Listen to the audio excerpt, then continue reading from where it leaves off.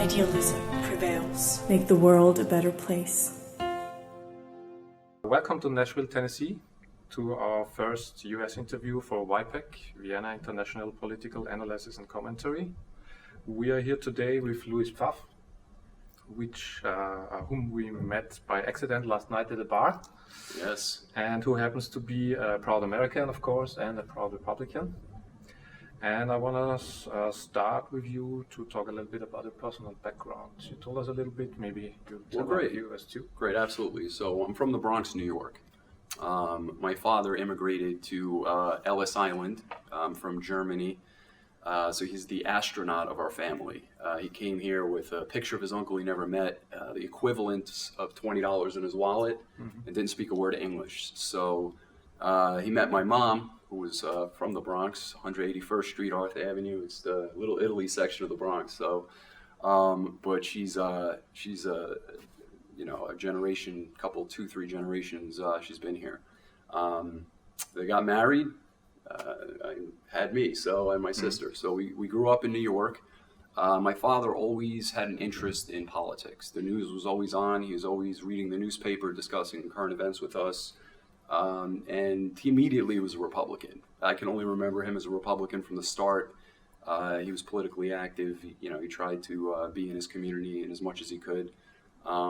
He was a local union plumber his whole career, and I'm very proud of him. So he's retired now in Florida. Okay.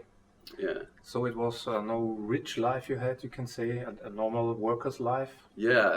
I think that's fair to say. I worked the entire time. Okay. I never stopped. I worked through college, put myself through school. You've been to the Army, you told me? No. I had a passion to go into the Marine Corps after high school, and I applied to Virginia Military Institute and was admitted, but I couldn't afford to go. My father, we just didn't make enough income. So I took a job in the city as a plumber for $10 an hour, humping pipe, saved up enough cash, and then a few years later became the first person in my family to graduate college. So it was great. It was cool. Did it in 3 years, and I worked probably 2 jobs the entire time. It was a great experience. I guess so, yeah. Well, let's talk a little bit about Republican views. Yeah. What do you think are the views that define a Republican compared to a Democrat, for example? Okay. Yeah, so there's a tremendous amount that breaks us apart. There's a tremendous amount that brings us together, but the idea of how to accomplish these common goals is different between the Democrats and Republicans, and it causes a lot of the rift that we have today.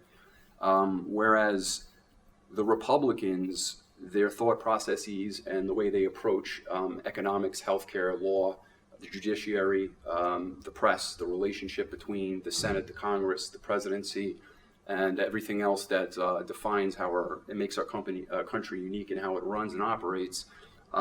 We look at more of a purist viewpoint of this. We're constitutionalists, many of us. We recognize that the rules and systems we have in place that work in a capitalist country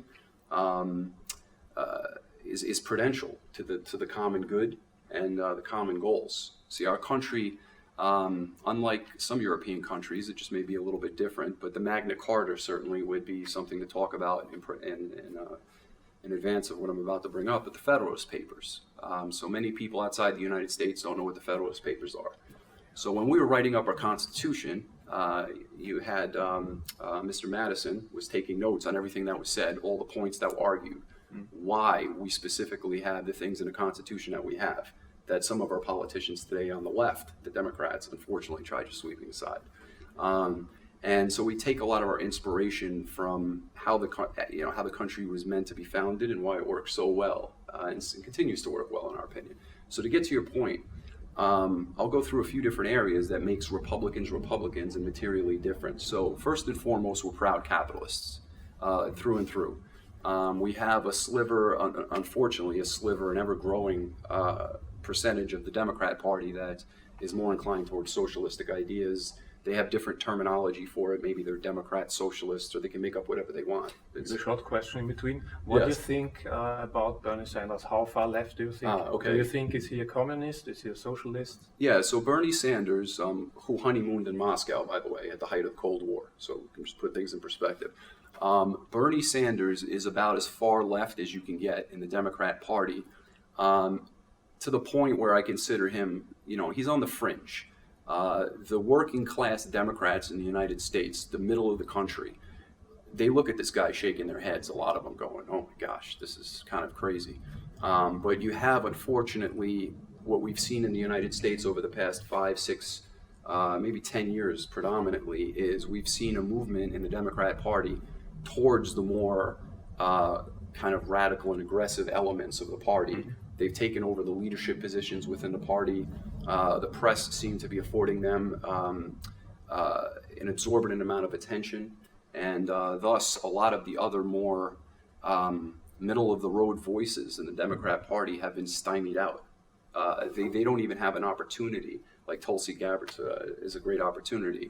If you look at what happened in the last Democratic presidential election, the way they rigged the debates and the primaries, it's unfortunate because Probably sometimes Bernie Sanders would have won against Hillary Clinton. Maybe. Yeah, I think And maybe that he would have won against Donald Trump too. yeah, potentially. So Yeah, potentially, You know, yeah. so thankfully she did what she did, I guess. But at the end of the day, yeah, I would consider Bernie Sanders certainly in that clique. Hillary Clinton, a lion's share of today's candidates. Biden being one that's certainly flawed in a lot of ways, but he's not as far left as the Bernie Sanders, Warren cliques. Definitely, Yeah, certainly. Yeah. But we go ahead. Yeah. You also told us yesterday that you are a great fan of President Donald Trump. Yes. Why is that? Yeah, so I think that's quite, there's a lot of quite an reasons. important There's question a lot of for reasons. Europeans. So to be fair, I was one of these people that, I read his book before he was even involved in politics, The Art of the Deal. I'm a commercial real estate guy as well in New York City.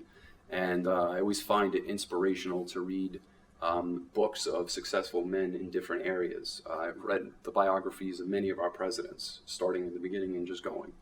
It's very helpful in kind of forecasting what I want to do with my life and how to be effective. So my understanding of Donald Trump and knowledge of him started at an early age. My father was a plumber in the Plaza Hotel in Manhattan while the Trump family owned it. So he had the privilege of meeting Mr. Trump during that time period. And he said he was always the down-to-earth guy, bought lunch for all the construction workers on the site, turn over a bucket, sit down and talk to him. So I always had this kind of vision. All right, he seemed like a reasonable guy, but there was never too much interaction there. When he did step forward into the political light, the speech he made to start with, there was a lot of common sense things he was saying. And as the primary started to gain some momentum, some of his ideas and the way he distinguished himself among the rest of the Republicans, whom, to be honest with you, I'm 42 years old, as a lifelong Republican, the lion's share of our party has become so frustrated with the Republicans that have been running, the way they've been conducting themselves, the Senate, one of the lowest approval ratings in the Congress in U.S. history. Republicans with Republicans. We were just so frustrated. So I think that it was certainly a breath of fresh air to hear someone who doesn't mind upsetting things and maybe is going to do things a little bit differently. Yeah. Someone that has been independently successful. Something a Republican, you asked earlier, what's a Republican? Something a Republican appreciates very much is somebody that pulled themselves up from the bootstraps, made the most out of themselves and privately succeeded. Sometimes he has a little help from his dad. Yeah, certainly. We have to say. You can certainly say that. He got a better springboard than I got. I probably could have went to VMI. But that being said, you got to give credit where credit's due, even if he started out and where he was and where he is today. It's certainly laudable. But not to divert. When he started to speak more about who he was and what he intended to do, really, it was a lot of answers I was looking to hear. And when he was polling at 1 to 2% in the Republican primary, I was a Trump supporter at that time. I was already making donations. When only 1 or 2 out of 100 Republicans were doing so. So at that time, it was, it was just, there was a small sliver of us, but he continued to fulfill what I was looking for and what we were looking for in a candidate as the primaries went on. And when he won the nomination, I was very proud of the campaign that he ran, the amount of energy he put into it. Certainly there are certain things that one might say that seems brash, right? But I'm a fellow New Yorker from the Bronx, so I hear these things and they don't really, it's how we talk. We're more aggressive than a lot of other people in the country. It's just who we are. We're not better than anybody. We're just, that's how important we is. You think is the aggression? Because I think also in Europe, many people are fed up with political correctness. So you can't talk about everything. Yeah, sometimes you have some borders. What a refreshing question. I think this is one of his main success. I have this conversation an awful lot with folks. They go, how do you like this aggression? You see his brash behavior when he's out there. And I go, you know what? Some of it might be like, oh, okay, that's a little much. But a lot of times, most of the times I'm saying, you know what? It's refreshing that somebody's speaking his mind from the heart without coaching ahead of time and having 6 people write exactly what you're going to say and put it on a projector, and then you read it word for word like a robot, and then you just walk away. I like that the man shows us his emotion sometimes and shows authentic. He does, whether you like him or not, he is authentic. The man is, he speaks his mind more than any politician I've seen in my lifetime and have read about. He's very authentic in that respect. So I think that does afford him an audience with a lot of folks who were fed up with politics for a very long time that are now coming to vote. 20%. You saw that big rally he had in Texas a couple weeks ago, Houston, I think it was. 20% of the attendees out of the 55,000, 145 or so that walked through the door, registered Democrats. Yeah, unbelievable numbers. Yeah, of course. Unbelievable numbers. Yeah, but I'm personally no great fan of such rhetoric, because I think in the end, like political correctness on the other side, it destroys more than it helps the dialogue. Because we now have the problem, we have extremes, I think extremes on the right side, on the left side, which are trying to move the society in that direction. At least it's in Europe, but I think it's also in the United States. Yeah, because I think Trump is more on the right side of the Republican Party. You see, so this and is. I'm not sure with this rhetoric if he's not destroying more than he's fixing in the country. Well, this is where I would respectfully disagree with you a little bit. I don't think he is on a fringe side of the Republican Party. I think he's the heart of the Republican Party. I think he's got one of the highest approval ratings among Republican voters since Reagan. It's like a 90-something% approval rating. It's through the roof. So he's with the heart of the country with respect to the Republicans. And in my assessment, he's not fringe at all. I think you would have some other Republicans whom I respect a lot that have different kind of fringe views in some respects from the middle of the party, like a Rand Paul would be a great example, who has some libertarian leanings, which I have some as well. But if you were talking about someone within the Republican Party that maybe had some alternate viewpoints, that would be one person. Another person would be the deplorable Mitt Romney from the Senate. He probably has less than a 20% approval rating in the Republican Party. So you have certain people like that I would put, at a different end. But I will say something else that I feel like needs to be said, because it's not said enough, is that the quote unquote fringe elements of the Republican Party are not radicals. They're not racists. Racists have no home in the Republican Party. None. If there's that could be discussed, of course. I would implore. There's this stigma out there that people think that the right wing of the Republican Party is a home to race. It's not the case at all. It is antithetical to everything we are. You cannot. It's impossible to be a constitutional conservative Republican and be racist at the same time. You just can't. You can't do it. They're not compatible. You cannot be an anti-Semite. These things are not accepted. They're not tolerated in our ranks. Anyone that says, well, yeah, well, you say that. I'll say, well, you know what? Point out one elected Republican or senator that's been reelected, that's been engaging in racist activity, that hasn't been shelved out of the party. There just isn't any. However, on the Democrat side, we have the opposite. We find ourselves with race baiters. We find ourselves with anti-Semites. 90% of their arguments today. Yeah, absolutely. You got Talib, the occasional Cortez from the Democrat side of the Congress. If you look at some of Chuck Schumer's remarks, they're very disturbing. Nancy Pelosi, completely out of control. Some of the things she said, they're on the record. And these are some scary things. Their behavior towards the state of Israel, the country of Israel, has been deplorable, in my opinion, as well. Well, yeah, but there's a difference between anti-Semite and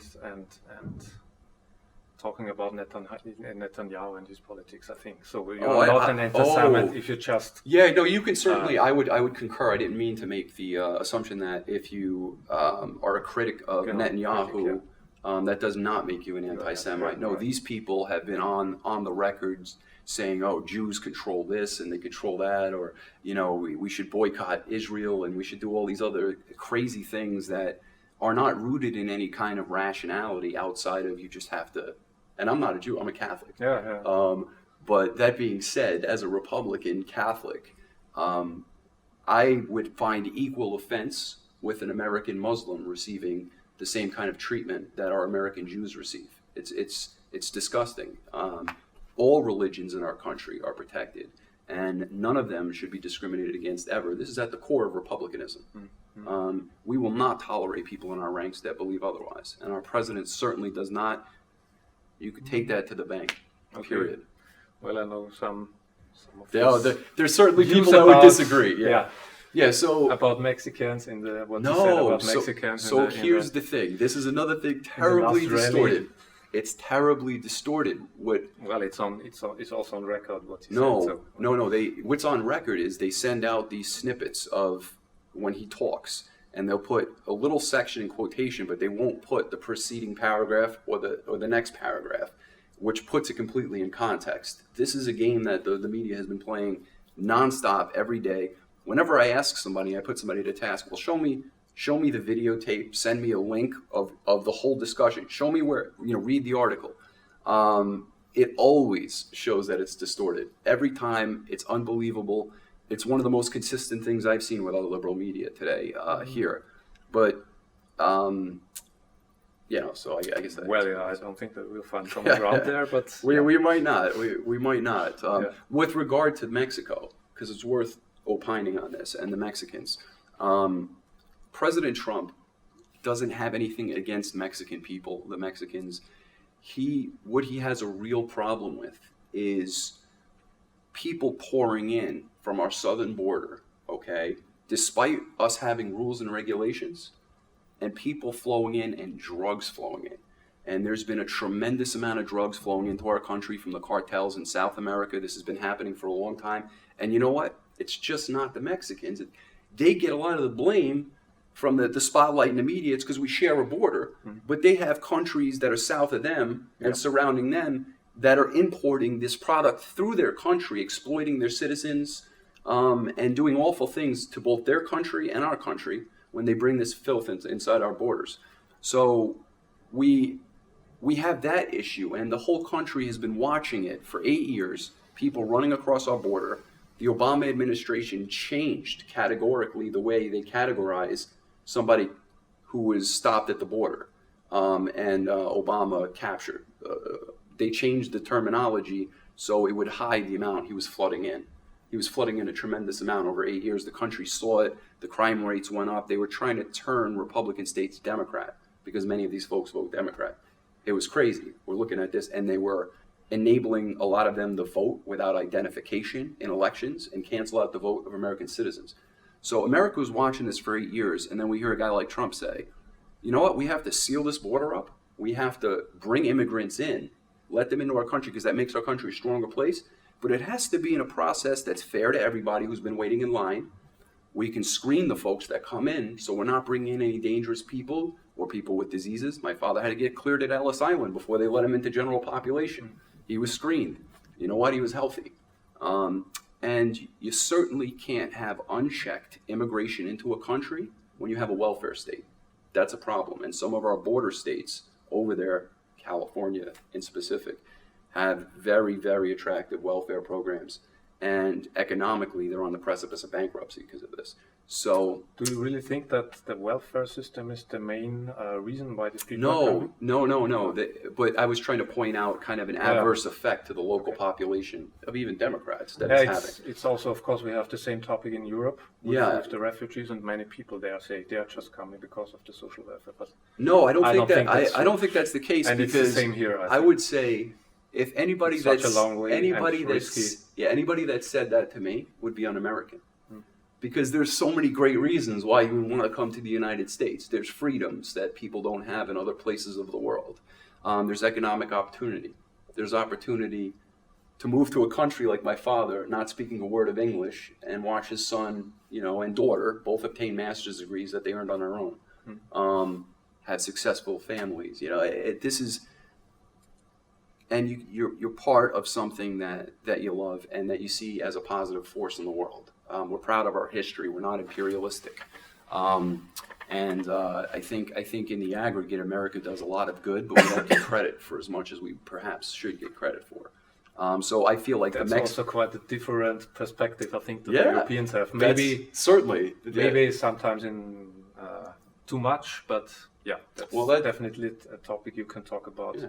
Was it really useful to go into Iraq in 2003? Total mistake, I think. Okay, then we're on the same side. In hindsight, yeah. In hindsight, I concur with Trump on this because he also agrees it was a mistake. In hindsight, it created a power vacuum that enabled the Iranians to gain more of a power base in the Middle East. And this through the Obama administration later, some huge follies in the Middle East, lack of status of forces agreement and other things to the point, caused a vacuum which saw the birth of ISIS. And all of these 300 million Americans are sitting here watching these animals rape and torture women, cut heads off, hundreds of thousands of Christians killed who weren't being killed before the last administration. So it was really alarming to us and upsetting to see what happened there. And I would concur with you that it could be a reasonable assertion that the toppling of Saddam Hussein under now known flawed pretense with the weapons of mass destruction that didn't pan out to the magnitude that it was supposed to via the CIA. I do believe, though, to be honest and fair to Bush at the time, George W. Bush was not given great information by the intelligence services. All of the Democrats voted for the war in Congress. They saw the same intel. It was bad intel. Now, the buck stops with Bush and the Republican Party on that one. So it is what it is. We're not trying to hide from the blame. But that being said, it caused some problems in the Middle East in an area that was already problematic. However, Uday Hussein, Qusay Hussein, Saddam Hussein, rapists and homicidal murderers. When I left yesterday and I took my taxi from here back to my room before I met you guys, the taxi driver was a Kurd. Mm-hmm. I was blown away because I've always wanted to talk to the Kurd from that area. He's a Peshmergi. Mm-hmm. So after the Iraq war, he was one of the Kurds that helped the Americans, and we took about 8,000 of them over, and a lot of them are here. And he was talking about how much he loved this country and his kids and how well they're doing.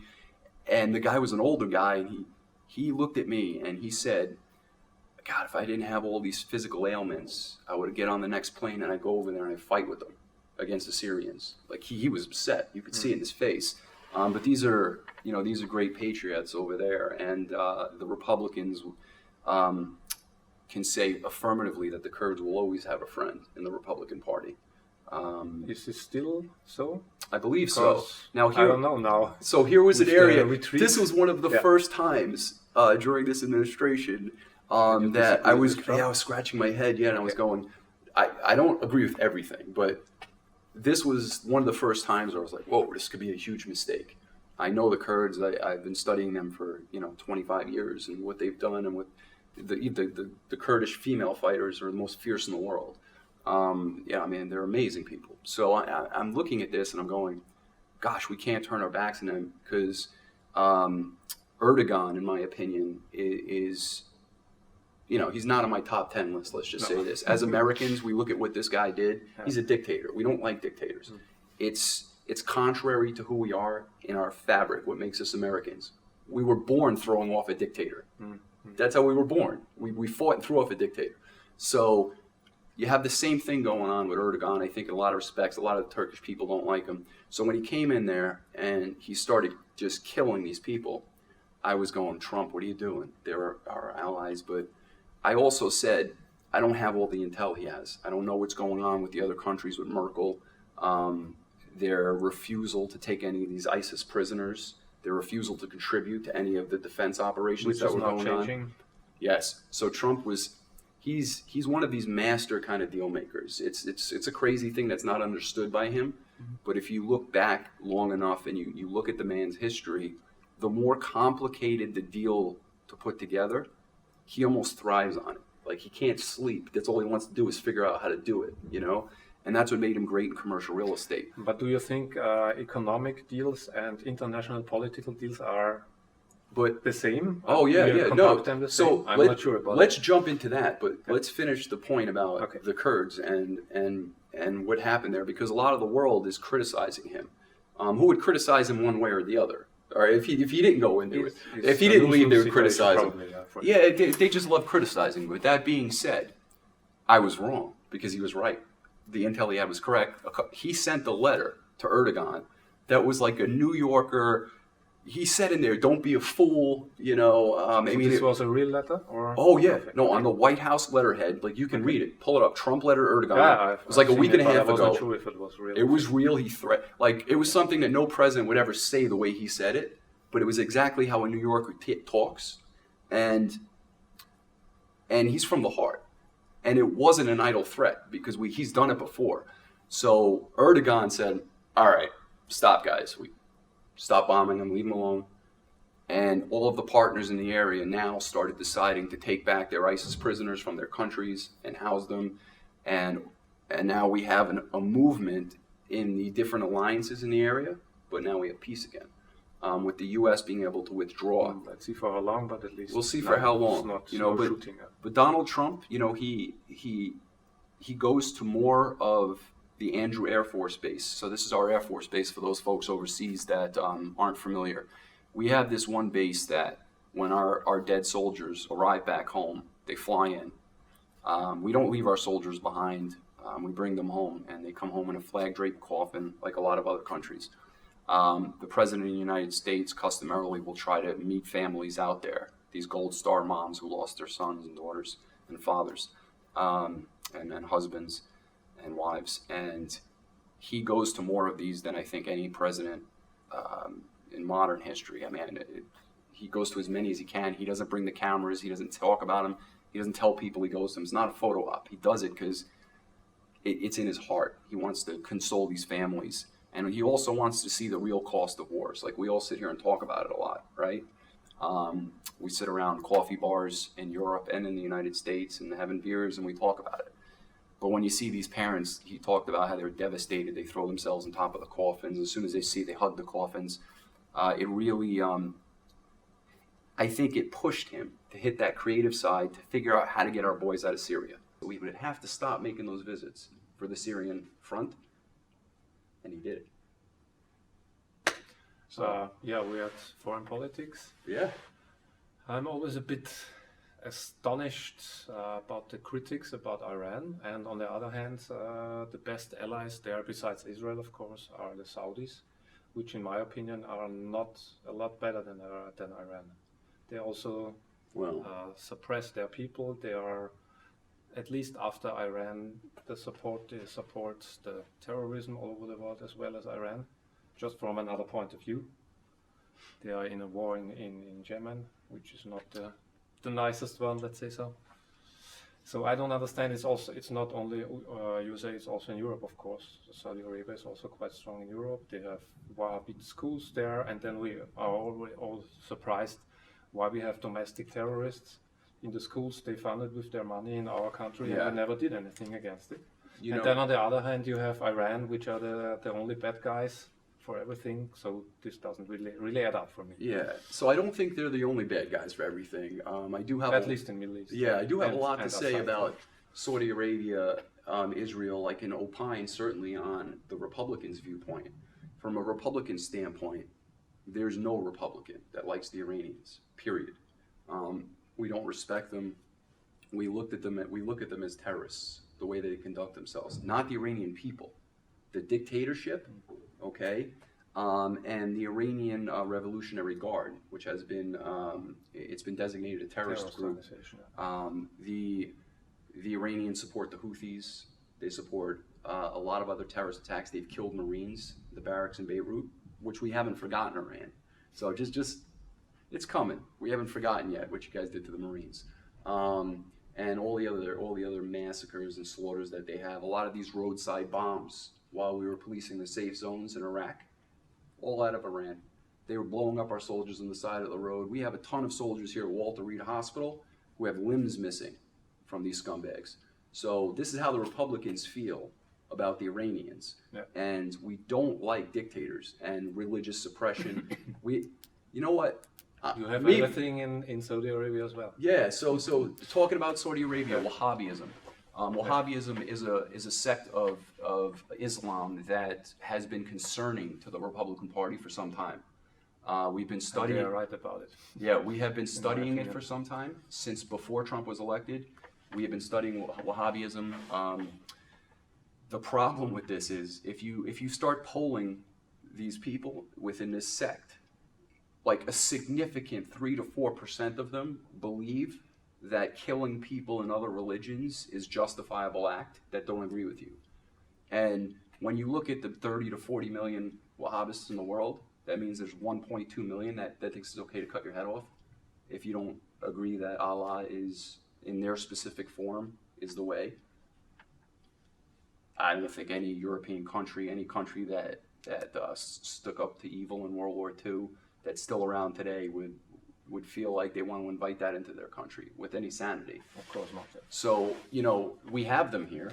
We can't restrict religious freedom, but we have to do something to make sure that these folks that are the radicals are identified, are turned in. They have to be turned in by their own Muslim fellow Americans. And if they're not, we have a big problem. We have a big problem because that's anti-American. And we're running into a lot of this because we have this, well, I don't want to jump to the other issue. I want to talk about Saudi Arabia because although I would concur with you that some of their current actions, and if you look at the way they treat women and the different laws they have, we as Europeans and Westerners would go, whoa, that's deplorable. But I've learned through studying history and that different societies evolve at different rates, and you can see clearly Saudi Arabia is evolving into an area that is more accepting of these westernized values or more open to women driving and doing other things. If you look at recent legislation and laws passed, they set up the anti-terrorism task force.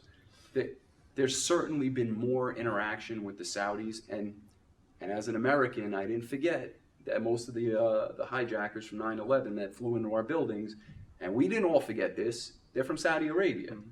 So we know this, but I think that when we're looking at a Middle East that's on fire and we need partners, Jordan's a great partner, we need more partners in the region that are fed up with the radicals cutting people's heads off and raping women who don't agree with them.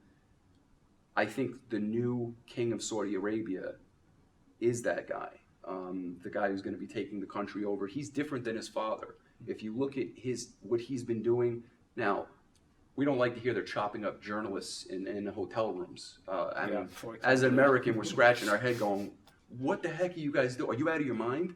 Like, what are you doing? We're supposed to be allies here. You can't do this. That doesn't fly. Certainly not in our country. What are you doing? But at the end of the day, we can't judge them with our American eyeglasses on and through our American lenses and our European lenses, because the Middle East and the Arab society is a different society, and they govern themselves, and they utilize power in a very different way than we're used to.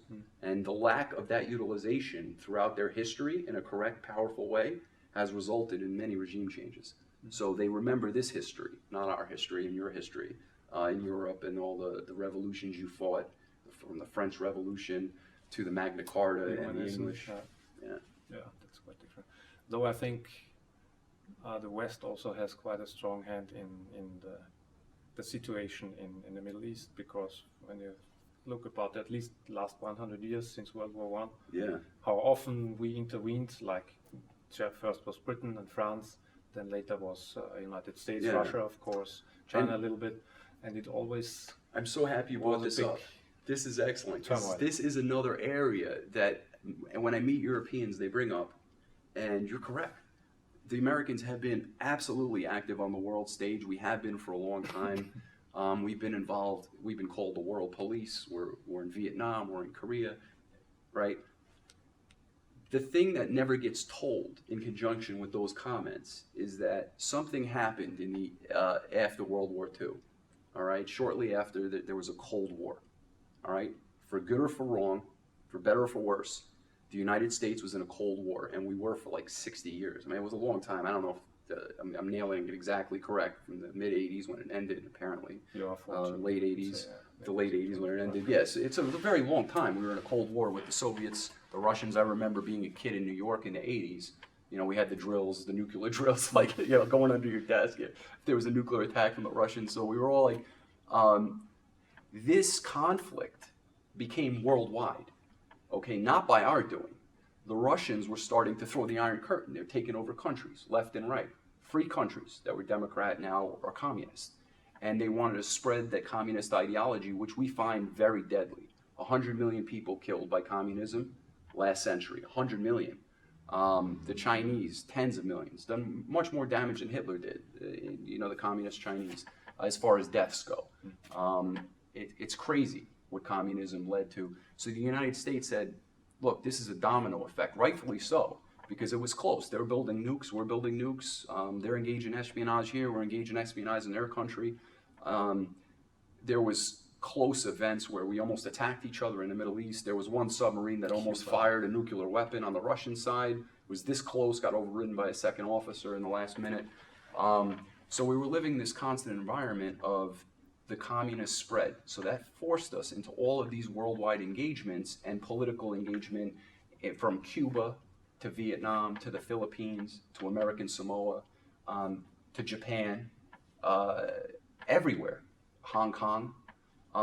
We had this constant worldwide battle with the Russians and communism to stop them from gobbling up free countries. We didn't take over any countries. They tried to. They do. We don't do that. We're not trying to expand. We could have expanded after World War II. We could have taken over. We had only A-bomb. We had a bunch of them. We could have marched down to South America and it could all have been American. But we're not imperialistic.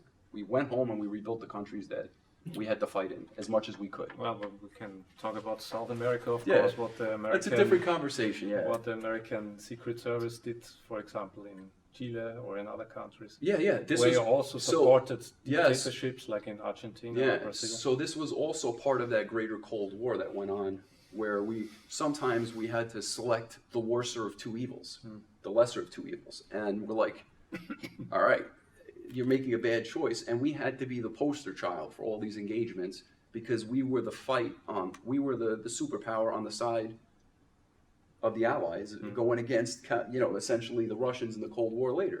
So, when you take that into perspective, you can kind of understand today how the Americans have had to receive the brunt of some of the adverse news media over 50 years, tying to these many different events, but it was much more complicated.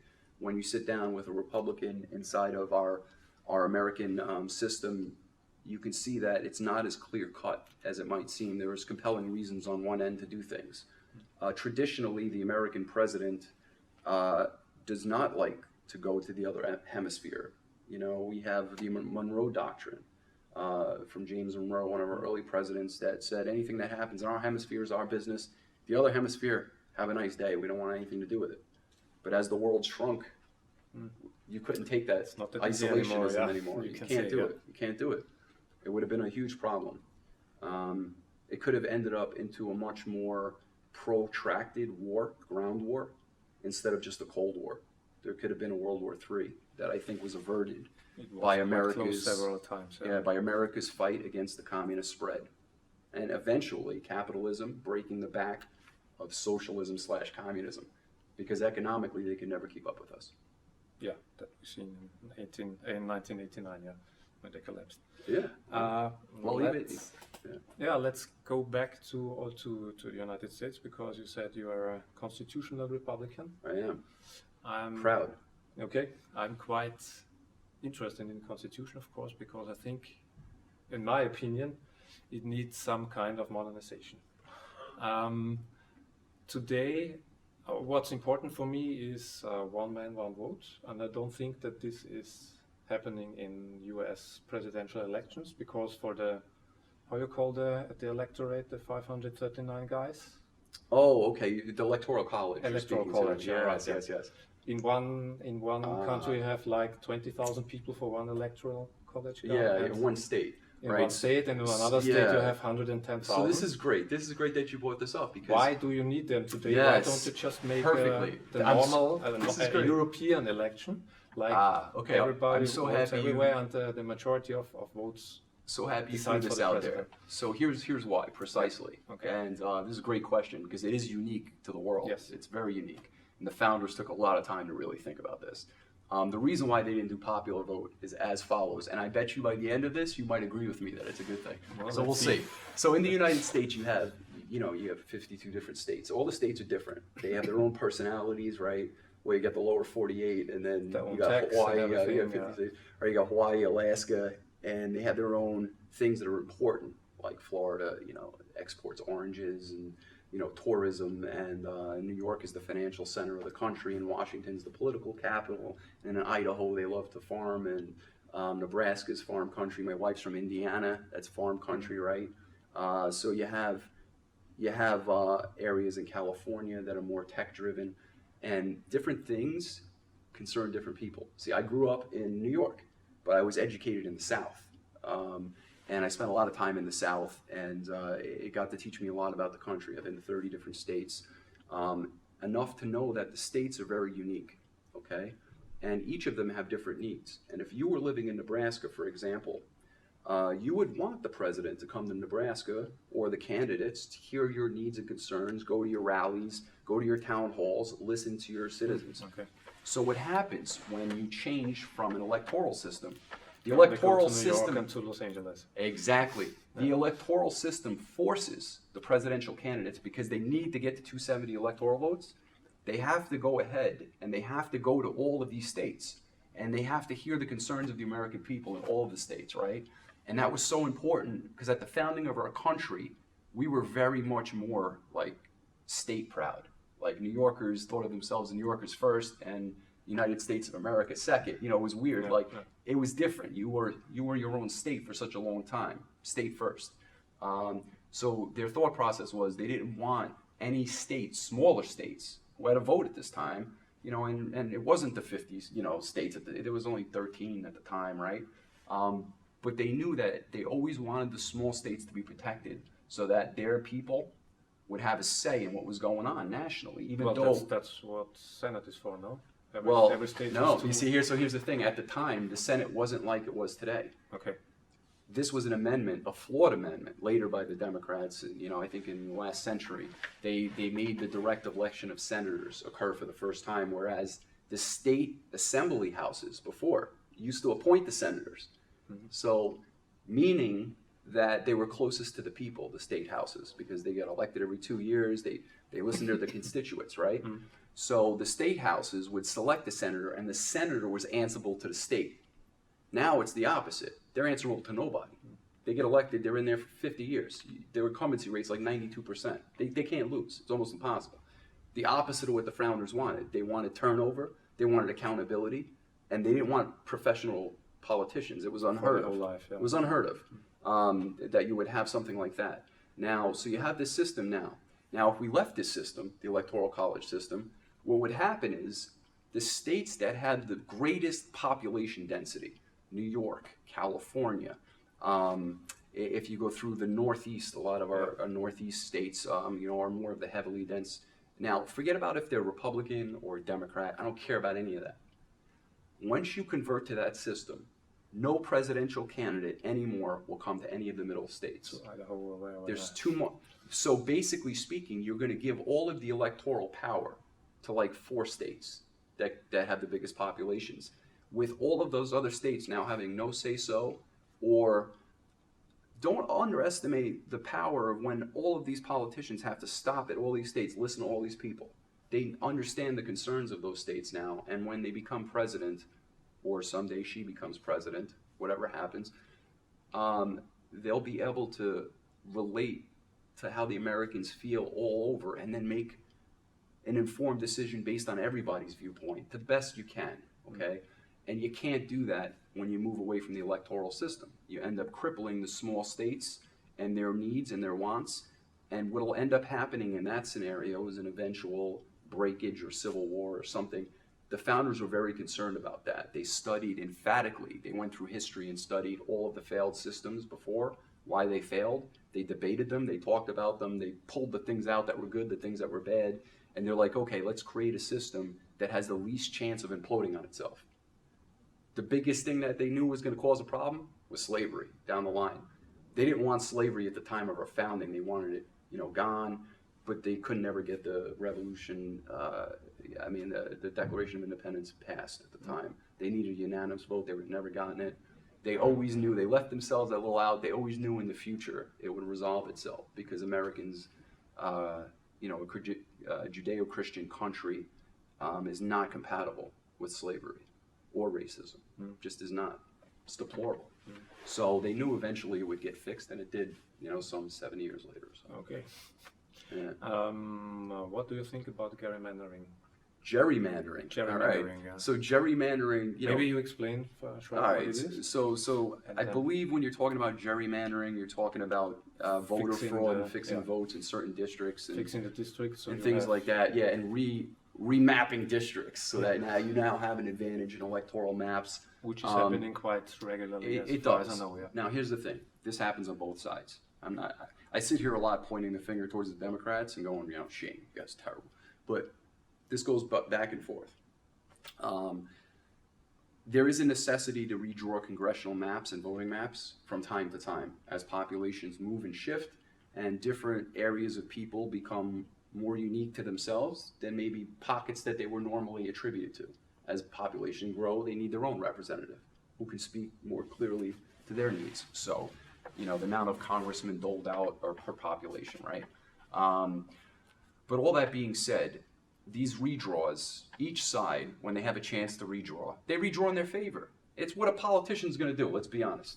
And if they don't do it, they have less of a chance of getting reelected, and then the other guy will do it. And then it's just, so it's but one thing. Is it a constitutional rule? No. Yeah, no, but it's a necessity. You could change it. You have to, it's set so that it. Like you say, only every 5 years or every 10 Yeah, years. you just can't do it whenever you want. So there's a mandated time periods. There is? Yeah, each Okay. state is different. Okay. That's the nice thing about our country is we have a lot of states' rights, right? So certain states might want to do something one way that another state doesn't, and that's okay, But we have underlying federal rules that everybody agrees with and has to obey. But it was very important when we founded our country that the federal government could not be more powerful than the states, and they are not. The states are the most powerful still.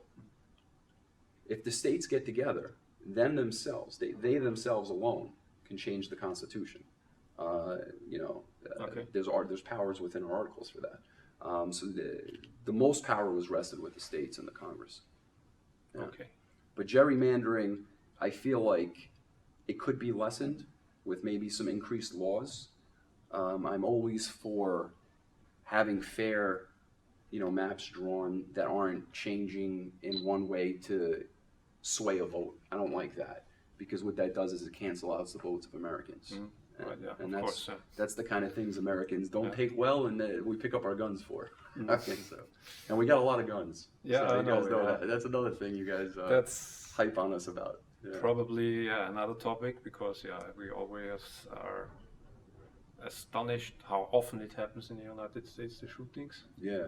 No, Like it's quite terrible. regularly, every few weeks. Well, I mean, And what it's- what our explanation is, of course, there are too many weapons in too many people's hands. Like in Europe, you have a lot less. Maybe exception is Switzerland, but in Austria, in Germany, you have, I don't know, So I don't know 2 that. million weapons for 80 million people, and in the United States, it's like 2 for everyone, or Yeah, 1 yeah. for everyone. Yeah. Yeah, I have 3 myself. Okay. So yeah, so but the I understand what you're saying. Republican Americans in general, want to fix the gun violence problem. I have an absolute different viewpoint from you as to what's causing it. But we both have the same exact viewpoint that we want it fixed, because we don't want to see people getting shot in the streets. Republicans don't, Democrats don't. Democrats tend to, in our country, tend to have a similar viewpoint to you as identifying the guns as the main causation for this.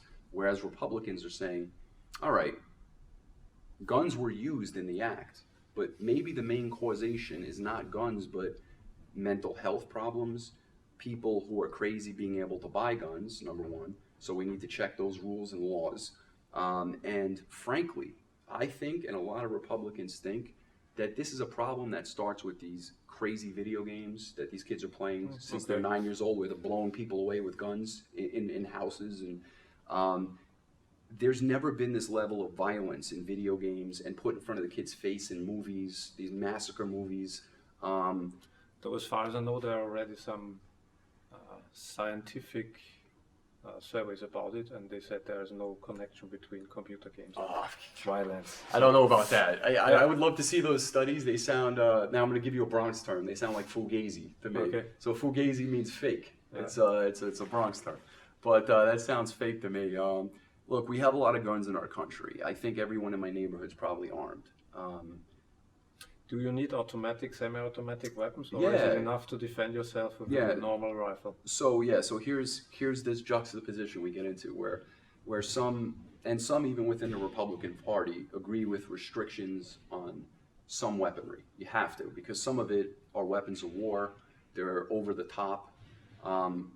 I knew a guy who had a Gatling gun up the block from me growing up. It was like crazy. But he was a collector. He never did anything wrong in his whole life. He was just a collector. He liked owning a Gatling gun. But whether or not we should let people have Gatling guns, I don't know. It's a military weapon, right? Yeah. So you reach this position now. A lot of Republicans who don't even own guns are like, nah, don't restrict it. And you want to know why? They're paranoid. It's a slippery slope. Once you give the Democrats a little thing, they'll take a mile, So it's always been this slippery slope in our country where it's in our Constitution.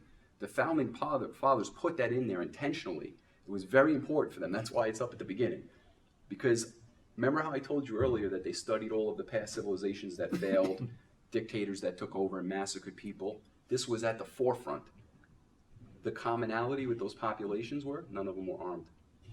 So they put this in the Constitution, saying we want the American people to be totally armed because they can't be subdued that way.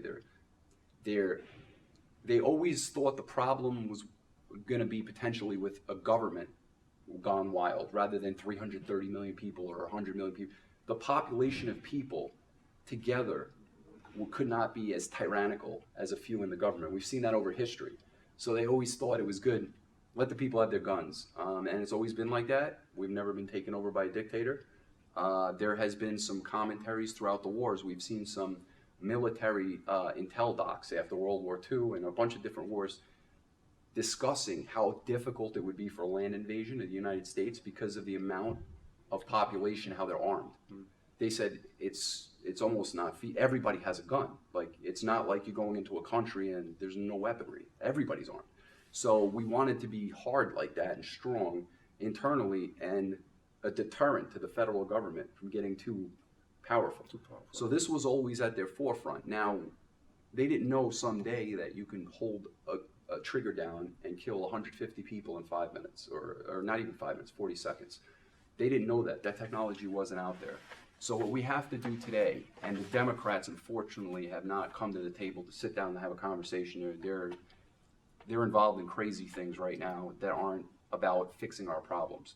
But what we would like to do is figure out a way with them where we can find that happy medium, where we can increase the background checks, we can get the dangerous weapons out of circulation, we can make it more difficult for people that we think could potentially be a problem to get these weapons. And let's sit down and have that conversation without taking away the rights and our founding constitutional rights. You can't do that.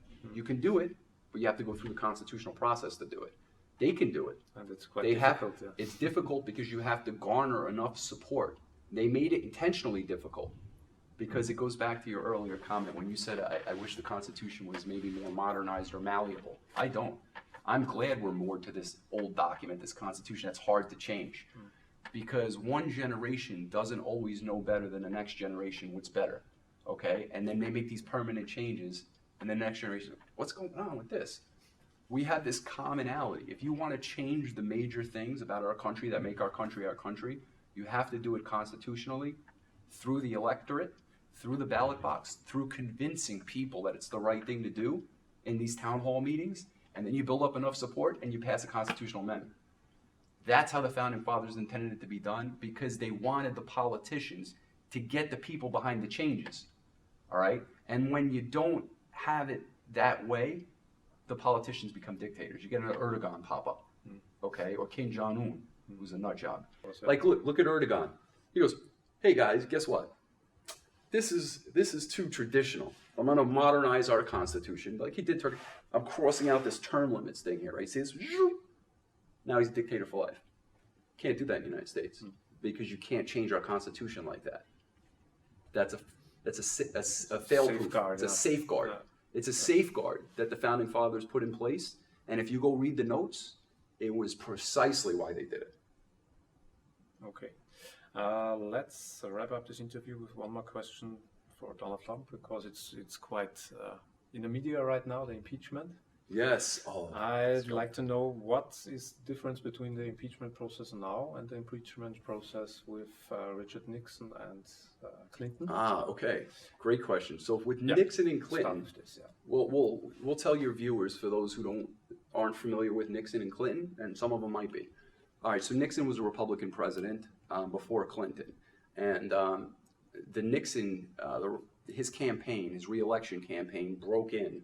He didn't even know about this, but the guy had enough class and dignity for the country that he didn't want to put the country through embarrassment, so he resigned. They broke into the Democrat headquarters in Washington, D.C., and were taking pictures of some of their strategy notes and things like that, and they got caught the Whitewater Hotel, and then he resigned later because he didn't want to put the country through it. He felt a personal shame in that his administration was involved in illegal activity. Now, with respect to Bill Clinton, very different. Bill Clinton actually broke the law himself. He lied to judges under oath about sworn testimony. He was disbarred, and he was impeached, okay, through a vote where he had his side, he had his lawyers present for every deposition, every hearing. He could hear what was going on. He had a chance to represent himself, to be a part of the process entirely. And he was voted as being impeached because he did commit a crime, very clearly. Like, there's no way around it. Though the topic, of course, is not the topic, of course. National. Yeah. So now, big national interest. So now, if you ask me, did the Republicans make a mistake impeaching Bill Clinton? My answer is absolutely yes. That was a waste of time. The man was deplorable in a lot of respects. What he did to that girl, while being married and an example to our country, pathetic. The Clinton family is pathetic. Most Americans look at them as pathetic because of what he did and his wife. But we're not here to besmirch the Clintons. We're talking about the process. So the process was followed. It was a political bomb. It was a bad mistake. They shouldn't have done it. The country wasn't that outraged at what he had done to get behind the Republicans. In the next election, they got beat up a little bit. So transform that to today. Today, what we have going on is a complete clown show. There's not even a modicum of reality or sense to anything they're talking about. There's been a fringe element of the deep state, Okay, these people that have been entrenched in Washington politics for decades, this is all they know. They've made a ton of money out of this. The Biden family is a prime example. The Clintons were an example. The Obamas are worth hundreds of millions of dollars now. I mean, where did they get that? You know, this is not how it was meant to be. But Obama certainly wasn't as guilty as the Bidens and then the Clintons, that were just over the top what they were doing. So Biden, for a long time ago, went and tried to extort the Ukraine. When we were in charge of Ukrainian loan guarantees, he was put in charge of that policy by Obama, was sent there. His son shook down some company over there with a bad record, okay? He shook him down. He was getting like $1.5 million from this company. And there was some illegal activity that his son engaged in that they were investigating, all right? Biden comes in and says, you're not going to get your loan guarantee that we were going to give you unless you stop investigating my son and you fire the guy investigating him. Okay, he said that on tape. So we're all sitting here scratching our heads as Republicans going, do you Democrats know this? This has been going, we knew this a year and a half ago. This went on longer than that. We've been all watching this going, this guy could never run. He's on tape admitting to extorting a country. And then he went into China and got $1 billion, his son. Like, it was unbelievable. So total dirtbag, guilty, extortionist. Just what you guys hate in Europe about your worst politicians, that's Joe Biden, okay? He's just a dirtbag. So you have this guy now do this, and instead of taking the raps for it or just being pushed out, they try to turn it around on Trump. He has a complete innocent phone call with the president of the Ukraine, the new elected president, which is normal. You call the new president, say hello. And he says, guys, the last election, the Democrats in our country said that there was interference from the Ukraine and the Russians in their computer systems. Could you look into that for me? He was doing a favor for the Democrats. That was the favor he asked. Could you do me a favor and look into this hacking thing that was going on? Because the Democrats are complaining about it. So he asked for that favor, and then he goes down the conversation. Also, later on, could you please figure out what's going on with Biden? We understand you guys are investigating him. Our news media is reporting this. I'd like to know what's going on with that. You know, it's part of a corruption investigation you're engaged in. We just want to know what's up. Because before we give you money, these are normal questions we're going to ask. You're not going to give money to a corrupt country. You want to make sure that some of the problems in the past of corruption are fixed and that you're dealing with honest operators. You're giving away a lot of money. If our president didn't do that, I would be upset because that's my money too, right? That's my money too. That's our taxpayer money. And before they just give it out like candy, they should figure out if corruption issues are taken care of. So there was no quid pro quo. And furthermore, as soon as they brought this garbage up as the reason for this impeachment, he released the phone call. They couldn't even believe it. They had fourth-hand information from some guy who heard it from some guy who heard it from some guy. It wasn't even accurate. He released the whole transcripts of the phone call. Nothing illegal there at all. So what do they do in the Congress? Instead of just dropping it and being embarrassed and going and taking a shower and starting over the next day, they dig in even deeper. And they start having these closed-door hearings where no Republicans are allowed to see what's going on. We're not allowed to know who the witness is. We can't talk to anybody.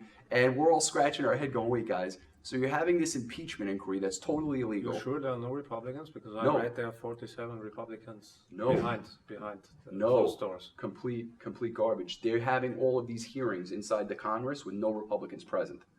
These secret hearings, they won't let them know who this guy is. There's some Republicans breaking in to meeting rooms.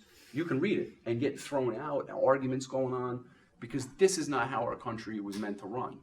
When you have an allegation against somebody in our country, you have the right to face your accuser. Otherwise, somebody could just make up something about somebody else that they heard from this guy, and now you're going to impeach a president? What are you, crazy? You can't even sue somebody in court, in small claims court in our country for $5,000 with what they're doing. So the president's not been afforded any of the normal precedents that's been afforded. Nancy Pelosi's out of her mind. There's no there. This is complete craziness. It's going to blow up in their face even worse than the Clinton impeachment fiasco. It won't get anywhere in the Senate. the Senate will go ahead and just vote it down like this. See, but yeah. It will be Okay. Look, you got guys like Mitt Romney in the background that are trying to orchestrate some problems. There's always about 4 or 5. Lindsey Graham is also not very happy, I think, about Trump. No, Lindsey Graham will absolutely not vote for this impeachment. He thinks it's a complete fiasco. He thinks it's garbage. I like the newer Lindsey Graham better than the older Lindsey Graham. I told him so. But he's doing some better things. That being said, I'm still not a huge fan. There's some Republicans in the Senate that are Republicans in name only. They're really Democrats. They live in a Republican state and they have to call themselves a Republican, but they vote with the Democrats all the time. So you have a few of these nut jobs in there. But like the Susan Collins, I mean, there's Murkowski, I mean, there's a couple of them. But at the end of the day, what'll happen, what should happen when it goes to the Senate, if McConnell has any sense in his head, who's the Senate Majority Leader, he'll just do a simple majority vote, declined, thrown out, done. That's if they actually go through the Congress. They're supposed to go on the record, and every congressperson is supposed to vote, okay, openly, if they vote for impeachment. Pelosi won't allow it. It's just her and 2 other people. They get to decide who impeaches a president, not how the Founding Fathers envisioned it. Absolutely not at all. The whole Congress. It didn't say congressperson or people or 2 people. It said the U.S. Congress collectively has a vote. And if she doesn't bring it to the floor, it's totally illegal. It's illegitimate. Nobody's on the record. Nobody even voted for it. I'm sorry, 3 or 4 people don't have the authority to do what they're doing. The whole country knows it. We're all looking at them. These polls you're seeing coming out in the country, this amount supports it. They're fake. They're total garbage polls. They're put out by the same people. No, I'm telling you, we'll see. We'll see, but I'm just telling you this is a fact. Do you think that the impeachment will help Trump rather than, destroy him? Yeah, as crazy in the elections next year? As crazy as that sounds, absolutely. Because a lot of these blue collar Democrats, like the union workers, they're looking at this going, what are you doing? Like, they expect these Democrats to actually accomplish something in the Congress. They're doing nothing. They've not done anything. I would challenge you to challenge any Democrat in the United States that you sit across from like this, and just throw this question out there. What has you accomplished, your party, since you've taken over the Congress? Name one thing you've passed. And then just look at them. And they'll be like a deer in the headlights. I'm quite sure they will find something, but yeah. Nothing. They are politicians. No, they always find something. I know, but I'm telling you, they've started bringing up like bills that they proposed as accomplishment that never got passed. You see, the problem is when you act the way you act, the way they act, you can't get anything passed in the Congress or the Senate because you're acting in such an out-of-control manner. You're not even sitting down with the opposition and hearing their views or talking Though to them. this was not quite different when Obama was president, no? After the first 2 years. No, many Republicans also. This was incredibly different under the Obama administration because if you look at the way the Republicans participated in the legislative process, to the best of their ability, we didn't have a lot of the houses for much of Obama's presidency. But they blocked also quite a lot of. The Republicans blocked quite a bit, not as much as they should have. They should have blocked a lot more because there were so many unconstitutional things coming out of the Obama White House. I mean, I'll make another prediction. Obama administration will go down as the most corrupt criminal administration in U.S. history when everything comes out. I happen to have I've got some good information on some of the investigations that has just started leaking through, and bombshells is an understatement. Bombshells. The Obama administration weaponized the IRS, meaning the IRS in our country collects our taxes, so they have our private information. The Obama administration went in there, took the private information of all the conservatives, and started auditing them, sending the IRS to the house, fining them, looking for problems with their tax returns. This has never been done before. They started wiretapping the phones of Republican reporters and listening in on their phone calls. They put spies in the Trump administration during his run for president. We got 2 of them now caught. And we also have proof that this went all the way to the top, that Obama knew about and was orchestrating some of the spy rings. So this is going to come out. I know people don't like to hear it, but we just got rid of the most corrupt administration in U.S. history, and most horrible economic performance over an 8-year period, recovering from a recession. The growth rate is disgusting under the Obama administration. Our economy is just rocking right now and rolling. We have the lowest unemployment rate, the lowest minority. Well, I had quite a difficult start, of course. When? Oh, what? 2008, 2009. Oh, yeah. So you're talking about Obama's start. So I'm judging him not from, where I'm not ignoring in my judgment where he started. I'm taking other administrations that started in a downturn and looking at how fast they rebound and how they rebound. So we have apples to apples. And when you compare those apples to apples, his performance was the worst in U.S. history. Okay? Nobody tells you this, but it's economically a fact. Mm-hmm. He took our national debt from $11 trillion, $10 trillion, to $21, $22 trillion when he turned the keys over. He spent more in debt than every other president in our history combined. Okay? Blank checks, stupid things, wasteful things, illegal things, giving money to Iran without authority, hundreds of millions of dollars in cash, Solyndra, $500 million lost by the tax. I mean, you can go on and on. It was one of the most corrupt administrations. The way they spent my grandchildren's money is deplorable, that I don't even have yet. They're going to be born with this debt, unless Trump can figure out a way to pay it off. We'll see. Okay. It's a big bill. $22 trillion. Come on. That's a lot of money. We'll see what we can do. But we are energy independent, so that's helping. Yeah, of course. Yeah. I think that we'll wrap it up here. Very good. Thanks very much. So when I come to Austria, you're going to show me around and tell me about all your politics, right? Yeah. Thanks for your time. Will be quite interesting for you. Yeah? Very good. Idealism prevails. Make the world a better place.